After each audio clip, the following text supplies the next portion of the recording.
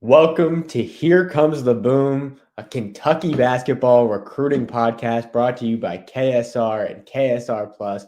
You know what this is. I'm your host, Jacob Polacheck. Big shout out to my guy, Steve Peak Sr. Thank you for all you do. Thank you for tuning in.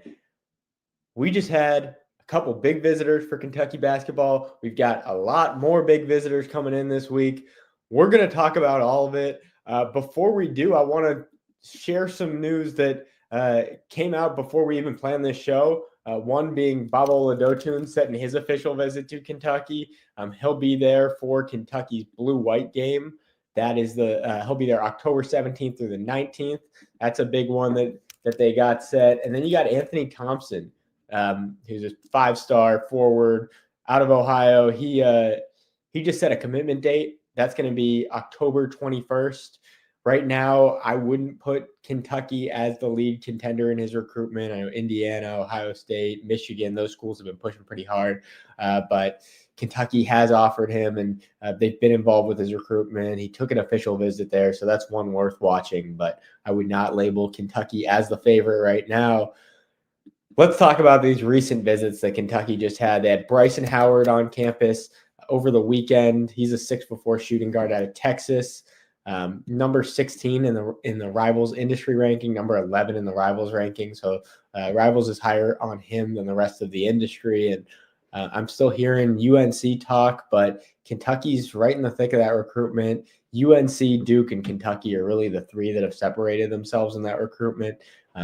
And getting him on a visit is a big thing for Kentucky, because there was talk that UNC was trying to wrap this up before he even got on campus at Kentucky. So Kentucky's made a push. They're in that top group of schools, and now that he's done taking visits, I expect things to move pretty quickly. Then you had Tyran Rippey Jr. He took his official visit during Kentucky's Pro Day, so he got to spend some time with the team, got to be in attendance for Pro Day on Tuesday. And then I talked to his dad. You can find that full interview on KSR Plus, but he talked about just the opportunity. He continues to bring up how big of an opportunity it is for Ron, as he calls him. He's the number 13 overall player in the Rivals industry ranking, the number 8 player in the Rivals rankings, number 2 point guard in the class. So he's just a highly ranked player that Kentucky's really going after. He goes to Blair Academy, which is the same high school that Otego Away attended. So the two of them got to connect on the visit. They went out to eat, and Otego was telling him all about how Kentucky puts him on a track to graduate. So that was something that really resonated with the Rippey family. Those were your two recent visits. Before we get into talking about Big Blue Madness and the upcoming visitors, I want to give a quick shout out to our friend Andy Ludicky and MyPerfectFranchise.net. Andy is a huge college sports fan and franchise veteran, having owned multiple franchises and businesses. Using his expertise, he helps others find their American dream through a very thorough consultation and evaluation process. If you're wanting to find a way out of corporate America, wanting a side hustle business, or a way to diversify, reach out to Andy, as he's got a ton of knowledge in this world. And best of all, his services are 100% free to you always. Head to myperfectfranchise.net to learn more, or you can text or call Andy at 404-973-9901. All right, let's talk about Big Blue Madness, because Kentucky has a loaded visitor list this year. Last year, they really only brought in Caden Lewis, who was already committed at the time, and Anthony Thompson, who's got his commitment coming up. And now they've got a lot more visitors coming in. Let's start with the official visitors, talking about Jordan Smith Jr., number 3 in the country in that 2026 class, a 6'2" guard out of Virginia, at Washington, D.C. area. And he is just a super talented player. He's only 6'2", but he plays like he's a lot taller than that. And really just one of my favorite prospects in this class. Kentucky's involved there, but Duke and Arkansas are two schools that you're hearing come up a lot. And then you have Josh Irving, he's also coming in, a 4-star center out of Pasadena, California. Louisville and Texas A&M are the two schools I'm hearing coming up the most for him, but he'll be on campus for Big Blue Madness. They were supposed to have Ethan Taylor, another center, on campus for Big Blue Madness, but after that Michigan State visit, they're getting a lot of traction. He told me he canceled his Kentucky visit and is no longer considering the Cats. So those are the only two official visitors.